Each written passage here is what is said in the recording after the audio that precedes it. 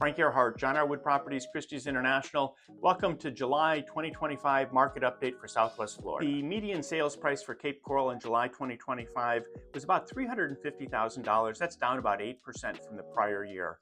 If you take a look at the active number of listings that we have, there's 3,984 listings currently on the market. That's up about 3% from the prior year. Number of sales in the month of July, 471 homes sold. That's down about 10% from the prior year. And again, prior year wasn't a fantastic summer for us. So looking at the months of inventory that we currently have, we've got an 8-month supply, and that's solidly in a buyer's market right now.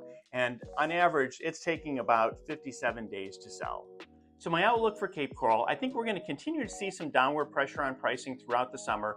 If we have a quiet hurricane season, I think we may be close to the bottom of the market too. So if quiet hurricane season, I think by late fall, we should see a much improved market for Cape Coral. Median sales price for July was $335,000. That's down about 13% from the prior year. Taking a look at the active number of listings that we have on the market, we've got 3,861 on the market.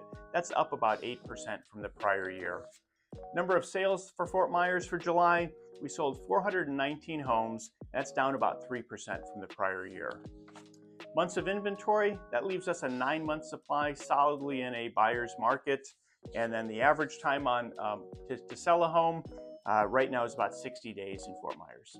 My outlook for Fort Myers, while inventory has come down a little from the beginning of the year, it's still at all-time highs for this time of year. So I think we're going to continue to see some downward pressure on pricing. An interest rate cut in September should definitely help the market quite a bit. Median sales price for the month of July was $545,000. That's up about 2% from the prior year. If you take at the number of active listings that we have on the market, we've got 542. That's up 48% from the prior year. Number of sales on the beach for July, we had 24 sales. That's up from 19 a year ago. Still a pretty quiet summer. Months of inventory, we've got almost 2 years. We've got a 23-month supply of inventory currently, and it's taking about 82 days to sell right now. That's down from 99 days a year ago. So my outlook for Fort Myers Beach, inventory remains elevated. Buyers are taking a wait and see approach. They're waiting to see, are prices going to come down? Is there going to be a hurricane this summer? So I think we'll continue to see downward pressure on pricing through the summer and into early fall. Median sales price for Sandcap for July 2025 was $750,000. That's down about 25% from the prior year. However, with relatively few transactions, a couple of big or small transactions really can impact that number. If you take a look at the number of active listings currently, we've got 513 homes on the market. That's up about 61% from the prior year.